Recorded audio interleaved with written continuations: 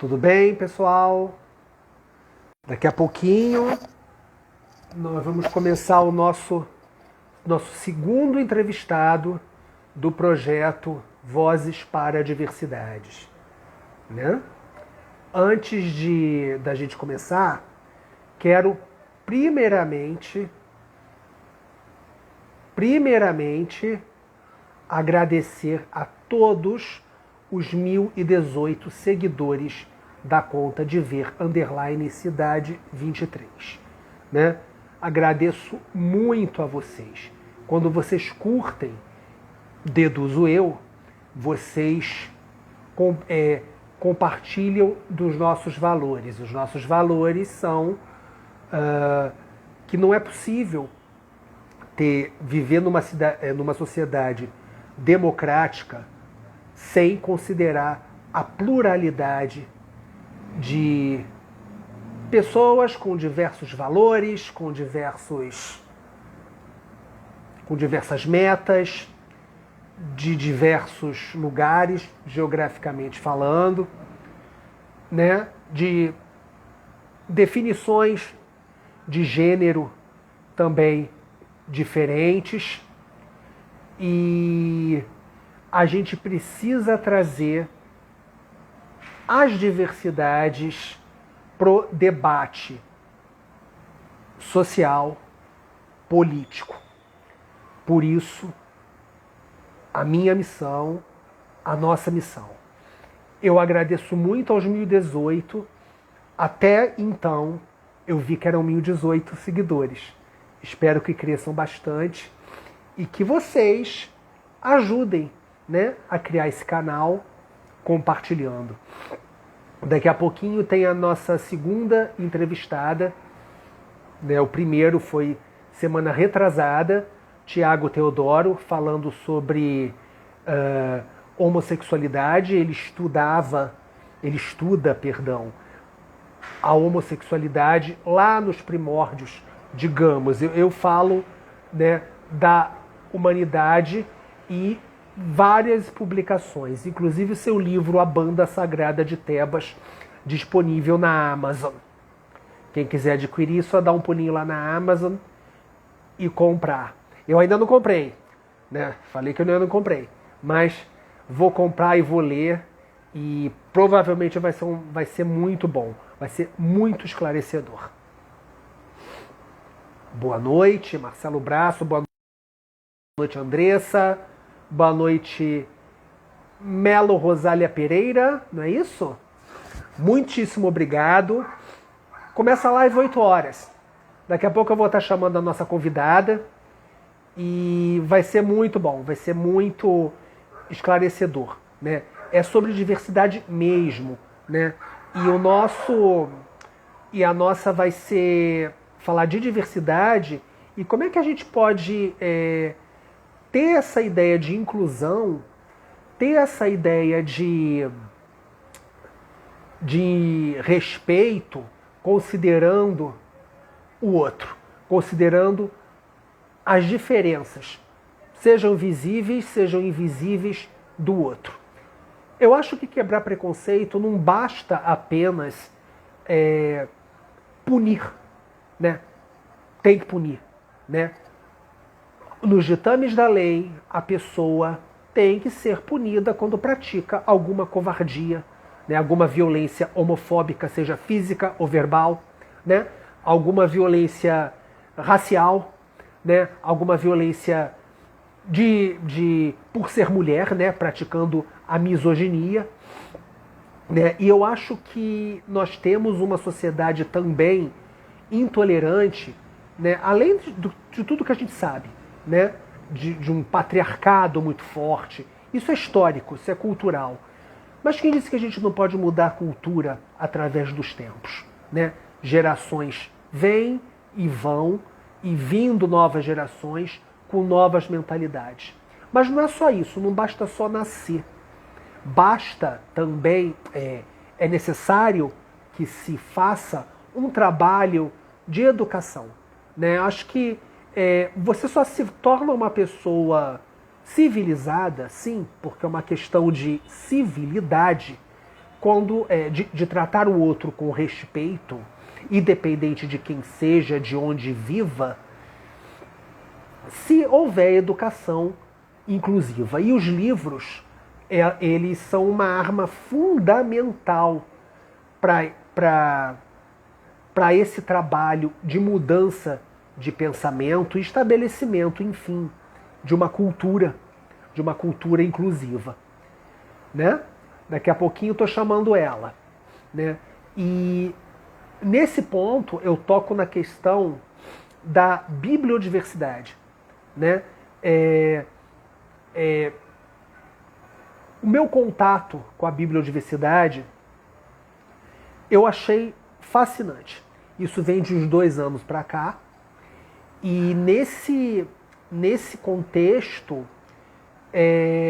a gente pode,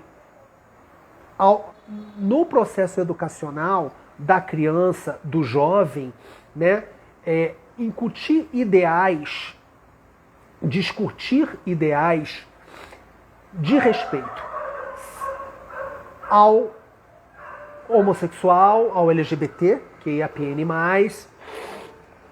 ao negro, ao deficiente, visível e invisível. O que é deficiente e visível? Por óbvio, é aquilo que você olha, é aquela pessoa que você olha e que você vê o grau de deficiência, né? O que é o invisível? É aquilo que a gente só vai perceber convivendo, né? Tem pessoas, por exemplo, que têm um grau moderado, baixo, de transtorno de espectro autista, por exemplo, né? Visível. Uma pessoa que é portadora de síndrome de Down, a gente vê, né? Visivelmente, né? E por aí vai, né? E essas diferenças, essas pessoas que carregam essas diferenças, elas têm que ser vistas de maneira positiva. Elas não têm que ser vistas de maneira negativa. Elas não têm que ser vistas de maneira pejorativa, melhor dizendo. E é para isso que a bibliodiversidade serve. E eu estou convidando agora Raquel Menezes, editora Oficina, que vai falar muito desse tipo de trabalho. Deixa eu só adicionar, vamos esperar um pouquinho, ver se ela aparece. Ih, meu Deus do céu, agora que são elas, vamos lá. Raquel.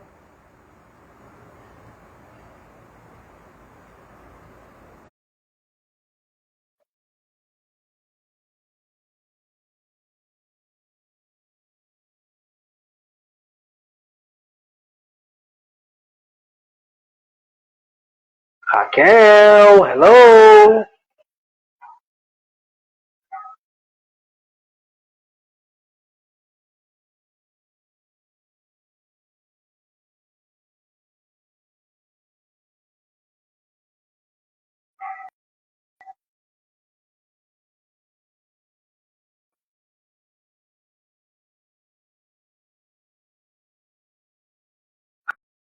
Raquel!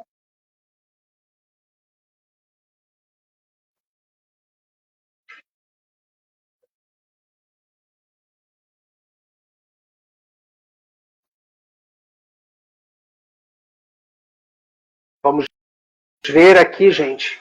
Enquanto ela não chega, a gente vai esperando ela entrar.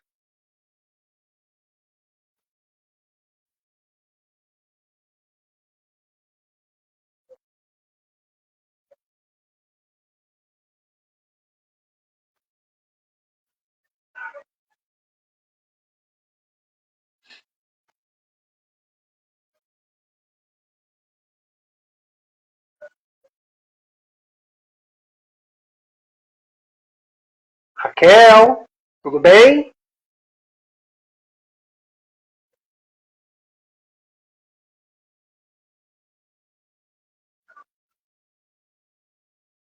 Opa, ó Raquel, tudo bem, querida? Te convidei.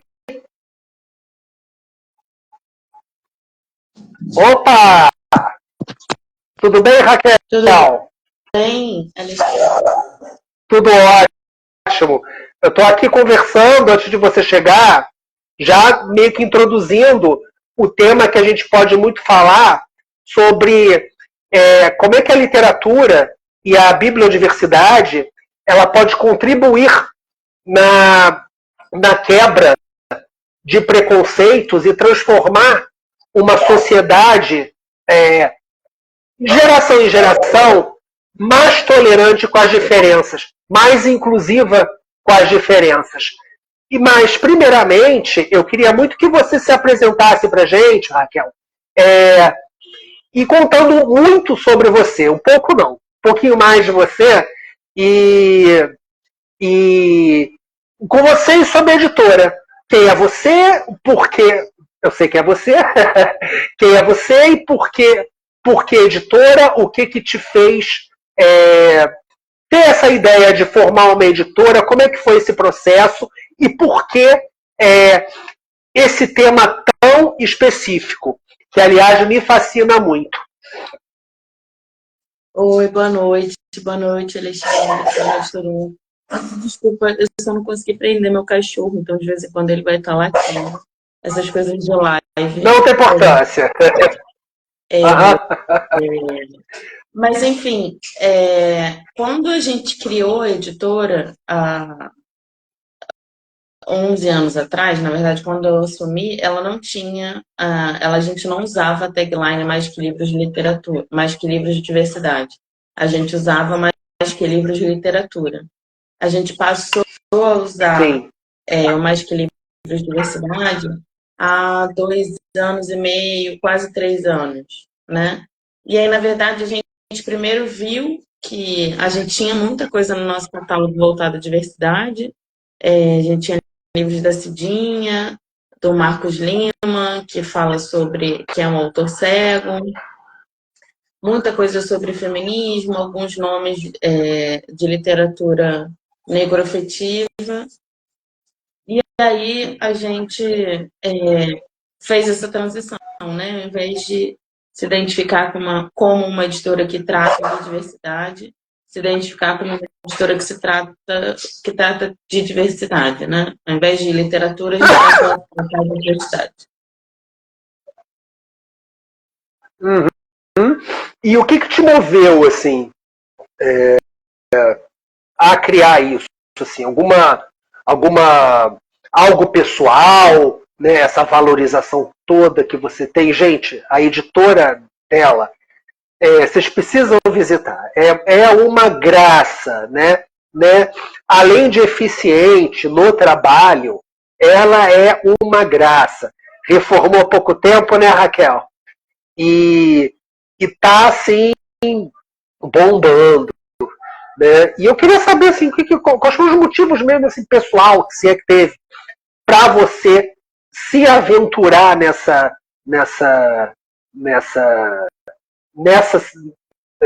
no tema de biodiversidade. Se você puder responder para a gente. Claro, então, na verdade, assim, a gente é uma editora que começou publicando poesia, sempre autores estreantes e tal, e ainda nem era eu a editora. E quando a gente faz essa transição, na verdade, Alexandre, não é uma transição, porque era um trabalho que a gente já fazia. A gente só passou a nomear, a gente já tratava de livros que tinham essa pegada voltada à diversidade, né? E aí um consultor financeiro disse, vocês precisam se identificar diante de um nicho e tal. E aí a gente migrou de literatura para a diversidade, mas era algo que a gente sempre fez, né? Porque tem a ver com a minha vida, tem a ver com estar no mundo, tem a ver com as coisas que eu acredito, né? Hoje em dia ainda se usa o termo minoria, né? E a gente sempre quis dar voz a essas pessoas que de minoria não tem absolutamente nada, né? São números expressivos. Nós, mulheres, não somos minorias, a população negra não é minoria, enfim, e é sempre tratado assim. E quando a gente começou a trazer o termo diversidade para a ação, era pensando que é isso, essas pessoas já falam, essas pessoas já têm voz, a gente queria ser mais um espaço de conversa, né? Tanto que, assim, a gente nunca se intitulou uma editora política ou politizada no sentido de ser uma editora que sempre de esquerda, que fale sobre os assuntos, mas sim uma editora que gera conversas sobre assuntos que são importantes, urgentes, né? Como o antirracismo é urgente, como a intolerância religiosa é algo urgente de ser falado, como as questões voltadas para as pautas LGBTQIAPN+, enfim, o PCD, neurodivergência, a gente acabou de lançar um livro sobre um personagem que é bipolar, porque a gente entende o quanto as pessoas precisam conhecer mais os assuntos e desmistificar os assuntos, né? Quando a gente publicou há um ano atrás o livro Como é Ser Autista, era no intuito das pessoas saberem mais o que é neurodiversidade, né? Claro que há uma enorme diferença entre bipolaridade, autismo e e as outras neurodiversidades, mas é isso, é uma ideia de ir formando as pessoas, né? E eu acho que é isso que está dentro da ideia de bibliodiversidade, né? A gente conseguir com que mais pessoas tenham acesso a mais variados temas, né? A gente sempre usa a comparação que a bibliodiversidade é a luta para que nas livrarias, nas escolas, nos espaços públicos tenha muita variedade de temas. É isso que a gente acredita que é importante.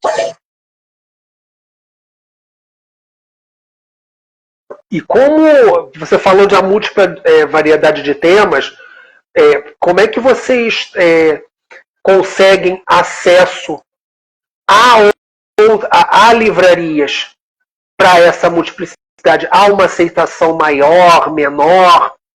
Como é isso? É muito complexo? É muito, é muito fácil? Eu acredito que não. Mas como é que é feito essas, como é que são feitas, né? Essas negociações assim, né?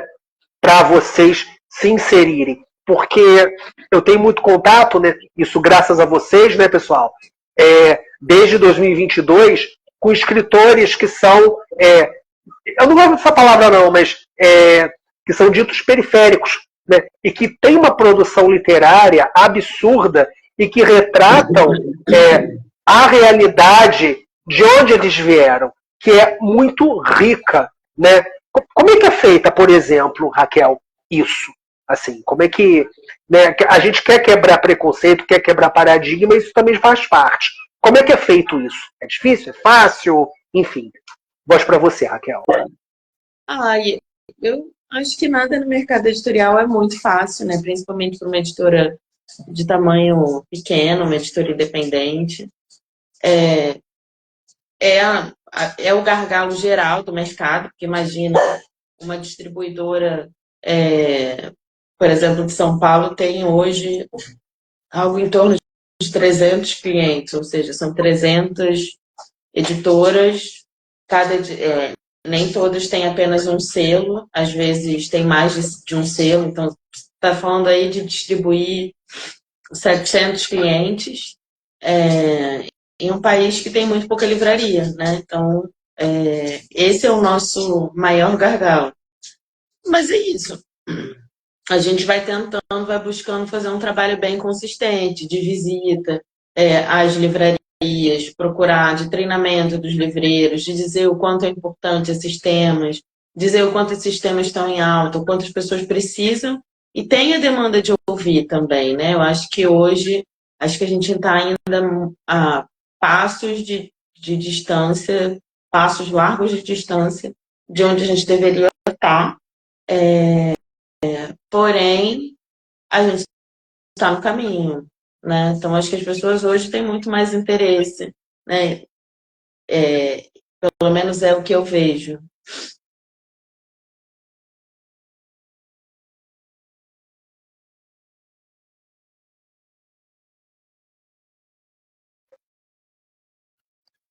ativando aqui o microfone, ativando meu microfone, quer dizer. Não, pois é, porque existem aquelas editoras, né, que todos nós conhecemos, mas há muito pouco espaço, pelo menos as que eu visito, né, as livrarias que eu visito, para essa diversidade toda de opção, diversidade toda de expressão e poucas livrarias mesmo, né, como você falou, né? Mas isso precisa chegar, né?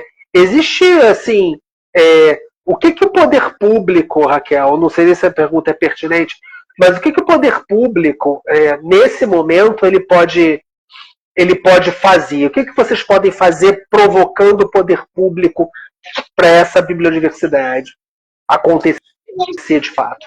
Eu acho que uma coisa que precisa acontecer é ter mais livrarias, né? Isso vai ajudar muito, porque a produção de livros é muito grande sem ter um espaço muito grande. Então, todo tipo de estímulo, como a lei do preço fixo, que regulamenta desconto, então faz com que a livraria pequena, que normalmente é que está mais preocupada em divulgar livros que tenham temáticas ligadas à diversidade, consigam competir com os grandes, com os sites, enfim, com os grandes players. Durante o meu período como presidente da Libre, eu trouxe muito a ideia da gente conseguir. Calma, desculpa. Da gente conseguir a isenção de IPTU para as livrarias. Aqui no Rio de Janeiro, a editora tem isenção de IPTU. As livrarias não têm ainda. Isso podia ser um projeto de lei federal, né? Isso estimularia de algum modo. Eu acho que precisa, sim, o poder público precisa apoiar a existência de mais livrarias, apoiar mais as editoras, né? Porque o trabalho que a gente faz mesmo é um trabalho ligado à educação e à cultura, né? Sim, sim, sim. Então, sim. E em termos assim, fala. Não, é isso. Como é que a gente pode pensar de um modo mais propositivo, né? Tem o PNLL, tem o PNLE, que são projetos de leis importantíssimos, mas eu acho que a nível municipal, né, é preciso ter mais política pública mesmo de apoio ao livro, à diversidade, à bibliodiversidade.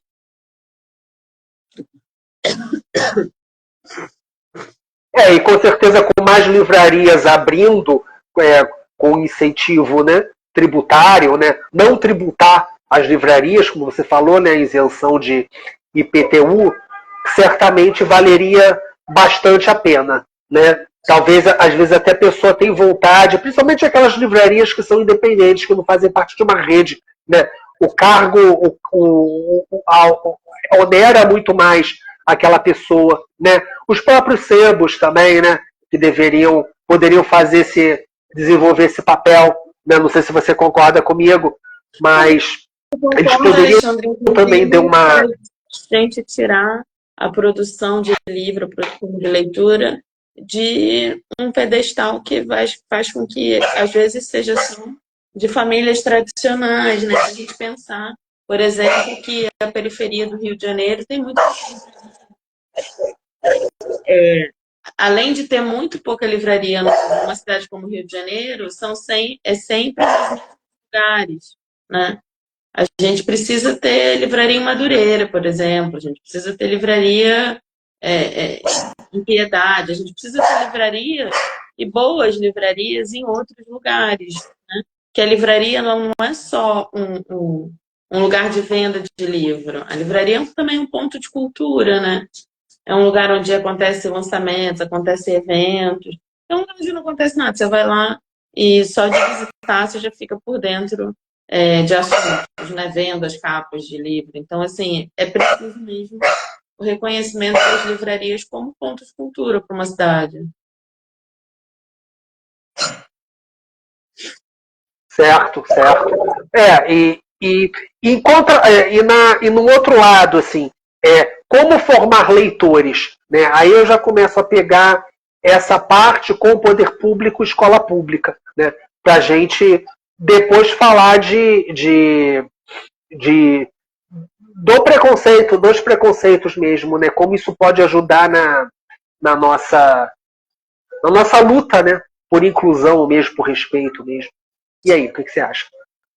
Olha, eu acho que é com incentivo, dando mais livro para as pessoas, para os alunos, né? O governo de São Paulo, por exemplo, agora está com as compras atrasadas, mas era um exemplo de um governo que comprava livros para abastecer a biblioteca, não só a biblioteca escolar, mas a biblioteca dessas crianças, né? As crianças levavam o livro para casa. E a partir do momento que a criança leva, o pai também está entrando em contato, o irmão está entrando em contato, a família, muitas vezes a comunidade está entrando em contato. Então, assim, é importante pensar que um livro, um único objeto livro, pode formar muitas pessoas, né? Porque livro é uma coisa imprestável, doável. Então, o poder público tem que estar atento a isso, né? Uma cidade como o Rio de Janeiro não tem uma compra governamental com edital, com transparência, já há muito tempo. Isso faz totalmente a diferença, né? Não existe você formar leitor sem livro, né? Você não pode formar... você precisa oferecer aquilo para o leitor, né? Uma outra coisa que eu, pelo menos, tenho feito, né, é tentado visitar escolas falando sobre editar livro, né? Escolas em situação de vulnerabilidade ou na periferia, muito para as crianças, para os alunos em geral, inclusive os professores, entender que a tarefa, né, o trabalho de editar livro, né, é algo próximo, que é uma pessoa que faz, né? Aquele livro ele não sai do nada e vira um objeto livro, né? Tem um processo, passa na mão de alguém, passa por uma empresa, seja uma empresa muito grande, seja uma empresa pequena.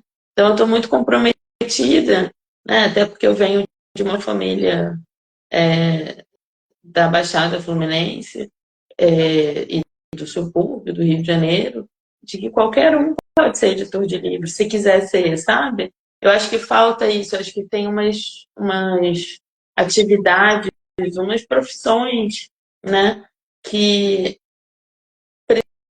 precisam ser apresentadas para os jovens, sabe? Roteirista. Um dia eu estava conversando com o Rodrigo Santos, autor de Macumba, e ele estava contando que só recentemente ele começou a atuar como roteirista. Que se talvez lá atrás, quando ele era um adolescente, um pré-adolescente, alguém tivesse dito, você gosta de escrever, você pode ser um escritor, você pode ser professor, não pode ser roteirista, talvez tivesse aberto caminhos para ele, sabe? Porque eu acho que é isso que os livros fazem, a escrita faz, né?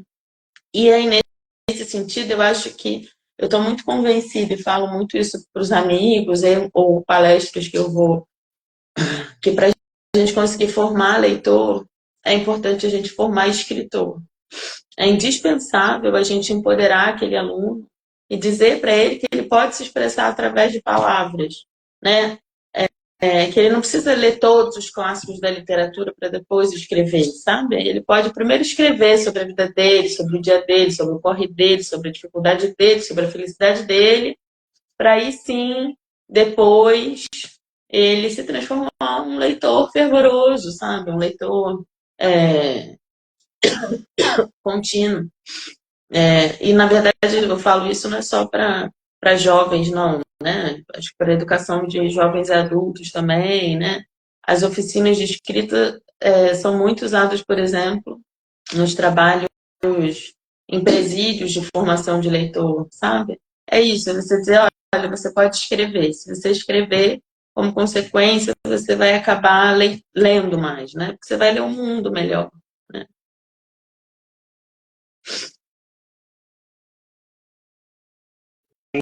Não, e você falou primeiramente, antes dele escrever um clássico da literatura, essa coisa toda, né?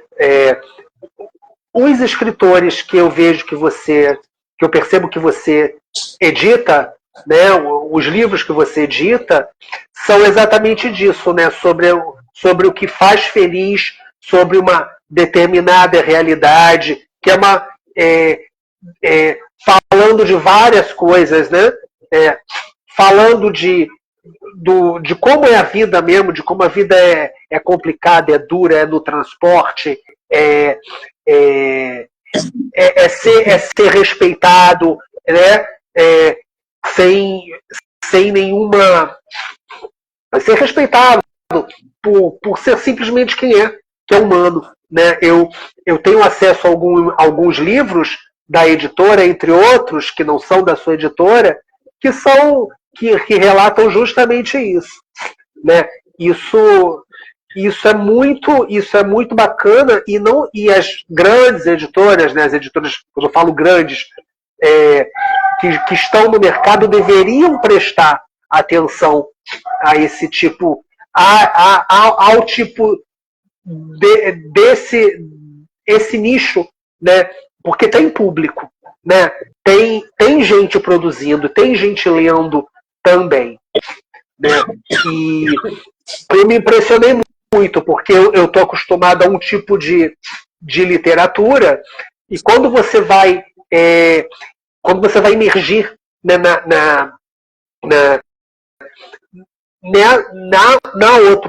em outro tipo de literatura, né, inclusive Felipe Valentim, né, que está aqui eu estava aqui na live, né, o Pedro, a Janaína, né, que trazem para a gente outras realidades. A literatura serve isso, é para denunciar, né?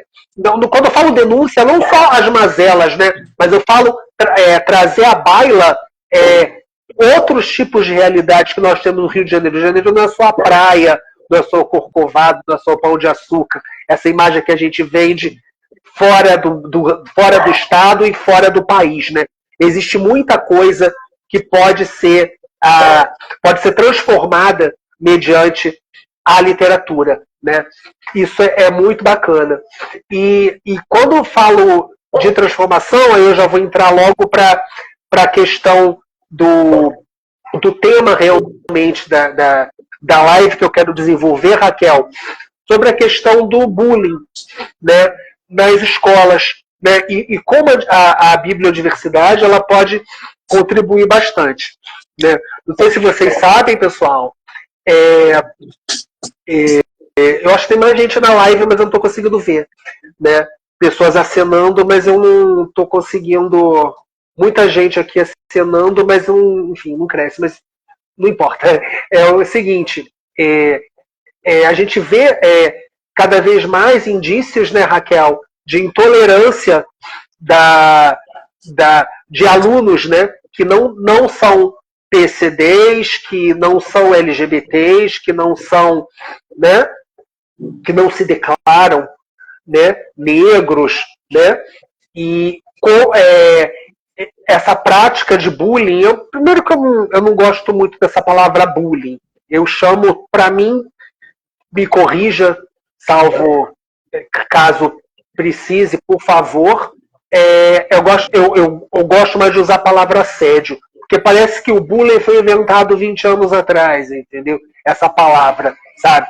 Eu falo bullying porque todo mundo fala, mas eu prefiro né? Eu não gosto. Eu prefiro usar a palavra assédio mesmo, né? É assédio moral, sexual, o que infelizmente tiver aí pra gente enfrentar, né? Eu fiquei muito tocado, compartilharam para mim um vídeo de um garoto que tem TDAH, ele mesmo denunciando, e o TDAH o preconceito na escola, né? E também ele tem também tem autismo, né?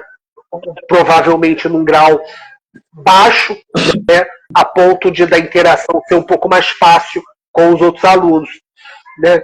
Então ele falando de uma maneira tão fofa, tão meiga, né? Por que as pessoas não olham essa diferença como algo a acrescentar, né? né? Isso vale para todas as diferenças que são discriminadas na escola, né? Eu fico chocado ainda, né? Como ainda se discrimina, por exemplo, o negro, a negra, né? O LGBT, né? Isso é muito no ano de 2024 a gente ainda discute esse tipo de conduta, a gente ainda tem que combater esse tipo de conduta, né? Qual é o papel, Raquel, da bibliodiversidade, né? Eu acho que a gente eu acho que só muda uma cultura, deixar você falar, com esse trabalho de educação, né? O que as escolas elas podem fazer? Aí sejam públicas, sejam privadas. Né? Vamos falar das públicas, né? Mas, enfim, todas as escolas.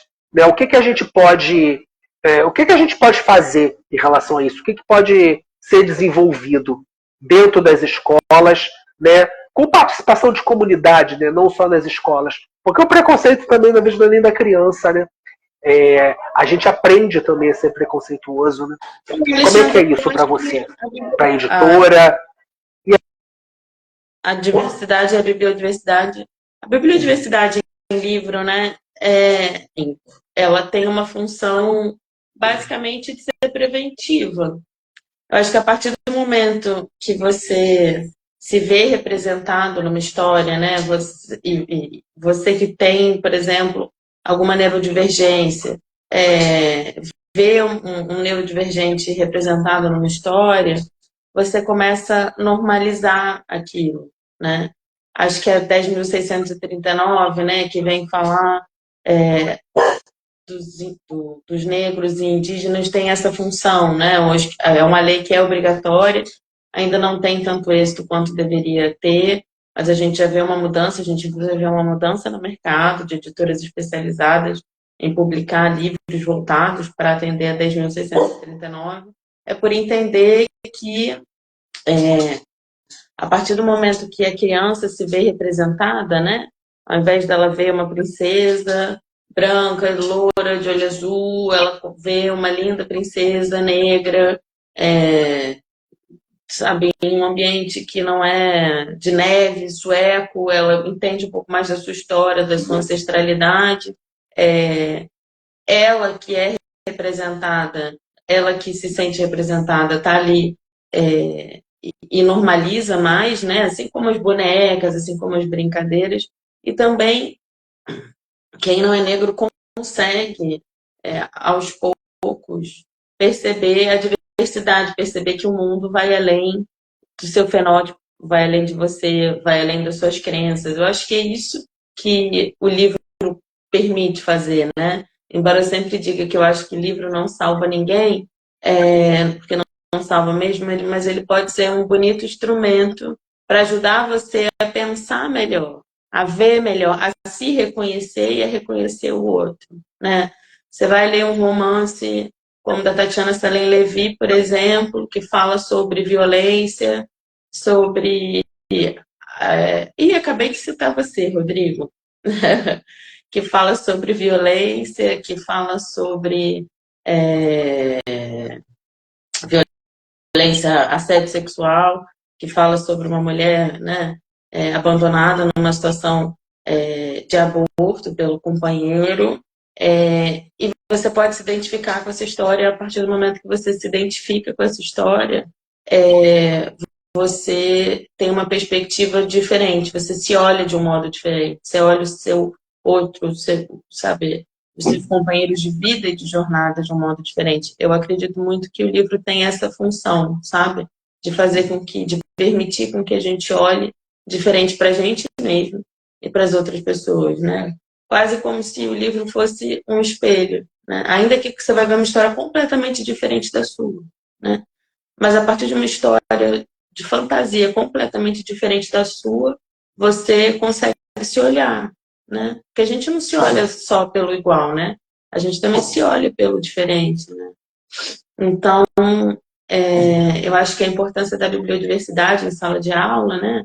Como uma política pública, como algo que as prefeituras façam, as prefeituras implementem, E aí você está falando da escola particular, a escola particular procurar ter o maior número de editoras, o maior número de temas na hora de adotar os seus livros, é ensinar para o menino pequeno, para o menino maior, né, para todos os alunos, a se olhar melhor, a se enxergar melhor, né, a lidar com as suas dificuldades e principalmente, né, a valorizar tudo que tem de bom, sabe? Eu acho que o livro ensina a gente muita coisa mesmo, para além do currículo, né, educacional, né? Eu acho que quando você pega uma personagem e você gosta tanto daquela... Eu tenho muito essa relação com os personagens, viu? De vezes eu tô lendo um livro, eu não quero terminar aquele livro, se você quer terminar aquele livro, eu não vou mais encontrar aquela personagem, né?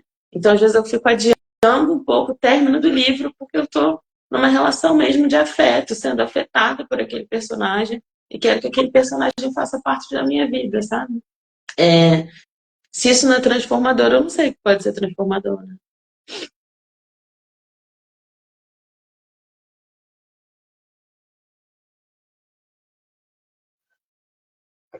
Não, eu acredito que sim. Né? Além de ser um espelho para nós mesmos, eu acho que ajuda sim a transformar uma sociedade, eu acho que ajuda a você ser cidadão. Você citou a questão do assédio sexual, né? E é uma coisa que mexe bastante, né? Porque quantas crianças, adolescentes que viram, né, mulheres, homens, eles carregam para si e nada na vida dá certo, né? As relações afetivas não dão certo, as profissionais não dão certo, a gente, eu não sei quanto a você, mas eu não acredito que você seja uma coisa, nós sejamos uma coisa na nossa relação e sejamos outra coisa dentro de casa com as nossas relações pessoais. Eu acho que o tempo inteiro se entrecruzam. Desde a sua capacidade, minha capacidade também, de organizar o espaço, tipo, botar tudo arrumadinho para trabalhar, né? Desde as coisas mais complexas, né? Eu acho que a gente tem muito isso, né? A gente é um vai e vem de hábitos, né? Um vai e vem de práticas, né?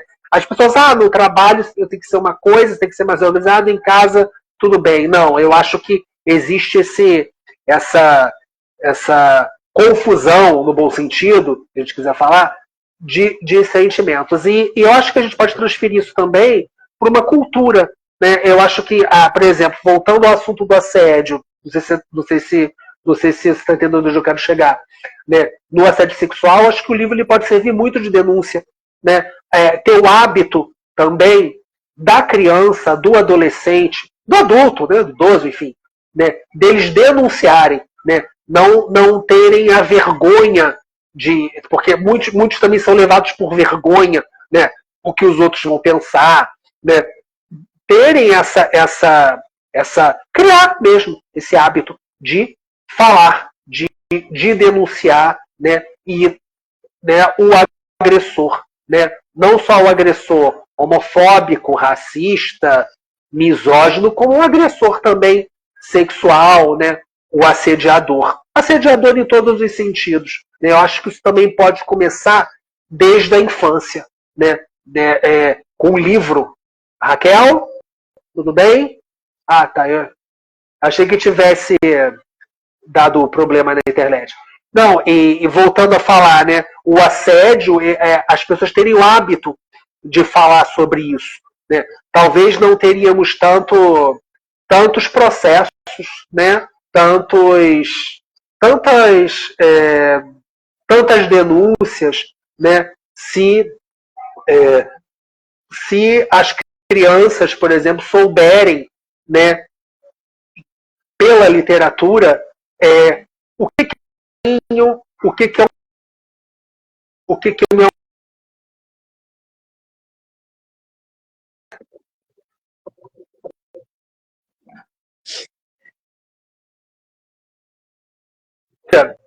tem um dever fundamental disso.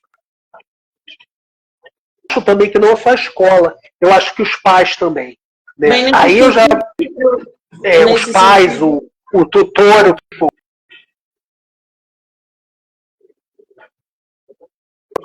aqui. nesse sentido, André, se tiver. Tá me ouvindo? Tá me ouvindo? Estou. A sua imagem está um pouquinho embaçada, mas eu estou te ouvindo sim. Nesse sentido, se tiver educadores que vão assistir depois, ou mediadores de leitura, mesmo pais, eu tenho 2 livros para indicar, né? O primeiro é o Não Me Toca Essa Boboca, que é da editora Letria, é da Andréa Taubman, e agora eu me esqueci o nome do ilustrador, mas trata, pelo nome, né, é isso, através dos animais, né, uma coelha, que é Ninoca, eu acho, é, trata disso, né, de não me toca, eu não quero que você me toque, né, eu acho que a gente precisa ensinar as crianças quando elas se sentirem desconfortáveis a serem tocadas. E o livro da editora Caraminhoca, que é da Ana Cláudia Ramos, que você conheceu naquele dia lá na editora, ilustrado pela Annelise, que é Não Tenho Medo do Monstro, que fala sobre assédio em casa, né? A gente não sabe exatamente quem é o assediador, se é um avô, se é um pai, se é alguém que toma conta da criança, pode até ser uma mulher, enfim. Como a perspectiva é sempre da criança embaixo da coberta, né? Sem ver o que acontece, a gente não sabe. Então, é um modo muito sutil, na verdade não é sutil, né? É um modo muito delicado de tratar desse assunto que é difícil, mas que é extremamente importante, né? E o livro tem esse papel, sim, né? Ele pode, sim, ajudar, como a gente disse, né?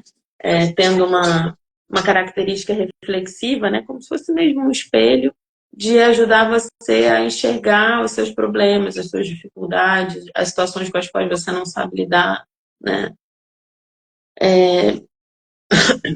É claro, não estou dizendo para ninguém largar da terapia e começar a ler, né? Mas um processo parecido que acontece com a terapia, né? Que na verdade você está ali e o outro ele não vai te dizer o que você precisa fazer. A resposta está com você mesmo. Você vai contando e a partir da verbalização daquilo você vai pensando, então o seu passagem é assim, seu passagem. Você fala tanto sobre determinado assunto que você consegue se comportar melhor diante disso, né? O livro, a leitura pode ter essa capacidade também, né? Você está ali lendo sobre um determinado assunto e a partir de algum momento você se identifica, você se vê representado ali, você vê a sua situação representada ali. Quantas pessoas, por exemplo, talvez tiveram letramento racial, né? E eu falo mesmo de pessoas negras, a partir de ler O Avesso da Pele, do Jefferson Tenório, né? Que, assim, apesar do racismo estrutural, o letramento não nasce com a pessoa, né? Não nasce naquela família. É uma coisa que ela vai aprendendo e vai adquirindo. Então, eu acredito muito nisso. Acredito no livro como um grande espelho para a gente se enxergar. E também a gente aprender a enxergar o outro, sabe? Entendo. Você falou do letramento racial, né? Mas eu acho que assim, o letramento, de modo geral, ele não deveria ser mais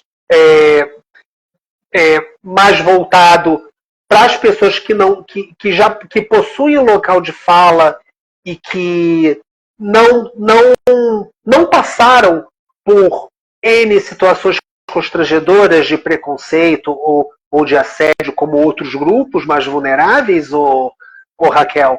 Porque assim, quando fala de letramento, não só o negro identificando e denunciando, não só o LGBT identificando e denunciando.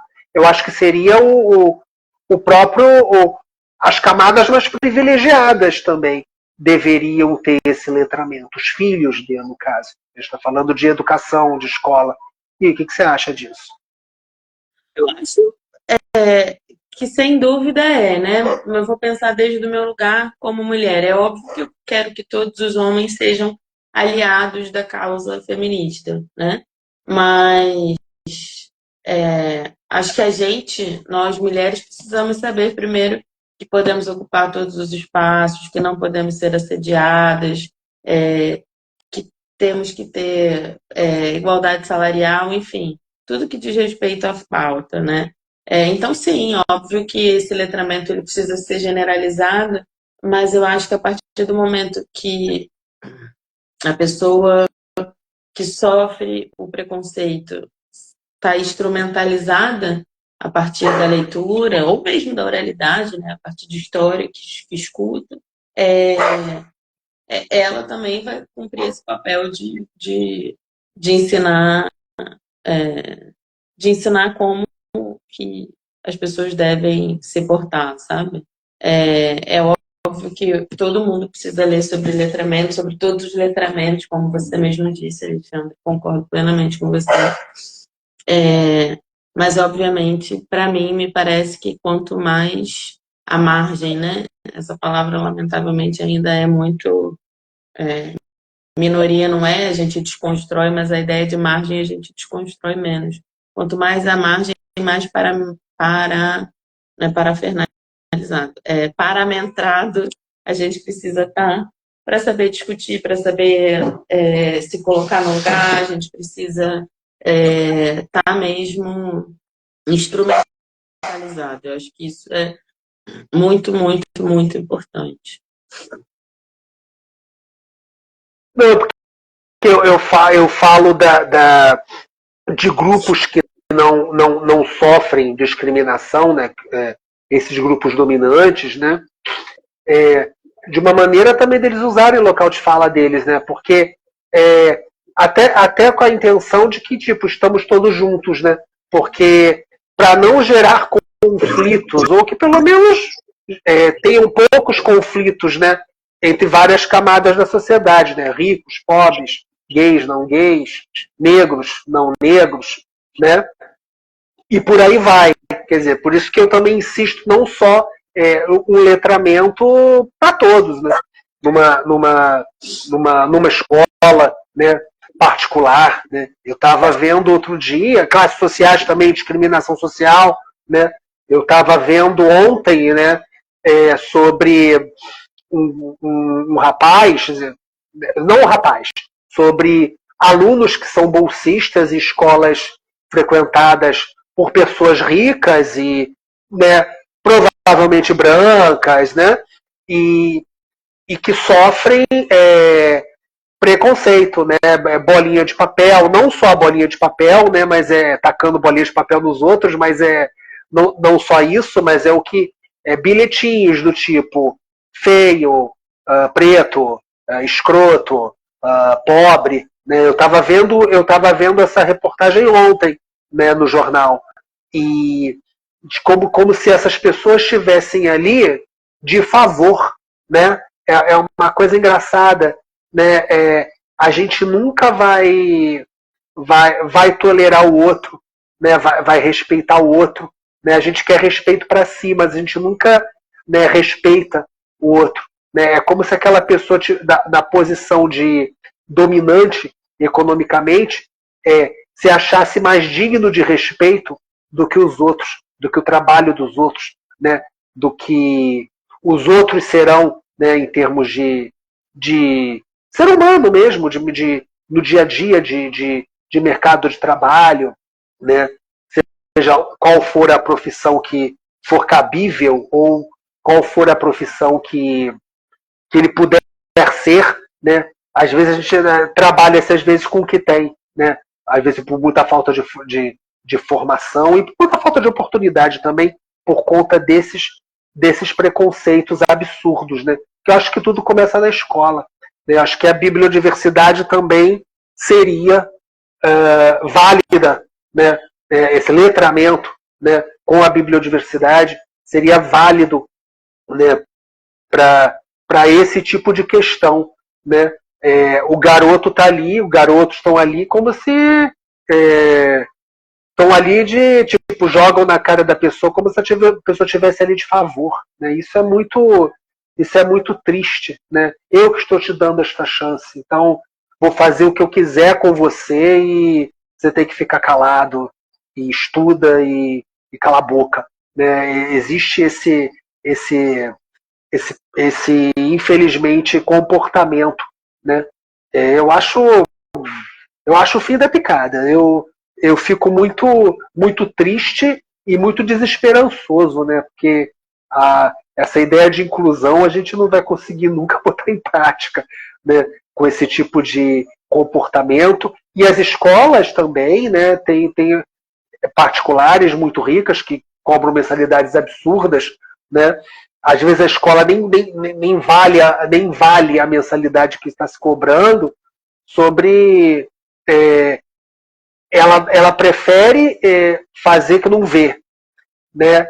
Que está tendo problemas de relações entre os alunos a perder alunos, né? Por conta do dinheiro, né? Isso que é muito triste, isso que é muito ruim, né? Mas aí é importante, Alexandre, eu sou uma pessoa muito esperançosa, né? Sou uma pessoa muito esperançosa e acredito mesmo no que a gente faz, né? Em movimentos como o que você faça, movimentos como o que eu faço na editora, um movimento como tantas outras pessoas fazem, como essas conversas são importantes, para que a gente consiga mesmo travar e estabelecer mudanças. Então, queria mesmo, inclusive, agradecer muito o seu convite para esse papo. Obrigada de verdade. Obrigada a quem conseguiu ver. O Rodrigo está aqui reclamando que está travando o pique de PowerPoint. Vai ficar né? disponível, né? Eu tô aprendendo ainda a mexer nessas coisas e vou ver se eu consigo deixar disponível aqui no Diversidade. Mas olha só, última pergunta, Raquel. A gente já está terminando. Como é que, não sei se você pode explicar, como é que o governo do município do Rio está lidando com essa questão, né? Bibliodiversidade nas escolas, né? Combater o bullying, isso pode ser usado, mas como é que isso está sendo? Você tem acesso, você tem como explicar como é que está sendo feita essa política, se é que há? Não tenho percebido nenhum tipo de movimento. Quer dizer, se há, eu estou desinformada, eu não sei, né? Nenhum tipo de movimento em prol da biodiversidade, nem através de compras públicas, de mais livros, enfim. O município está fazendo são as bibliotecas da manhã, que é, de fato, um passinho, mas um passinho diante do passão que a gente tem que fazer, que é formar leitor, né? Inclusive para visitar essas bibliotecas.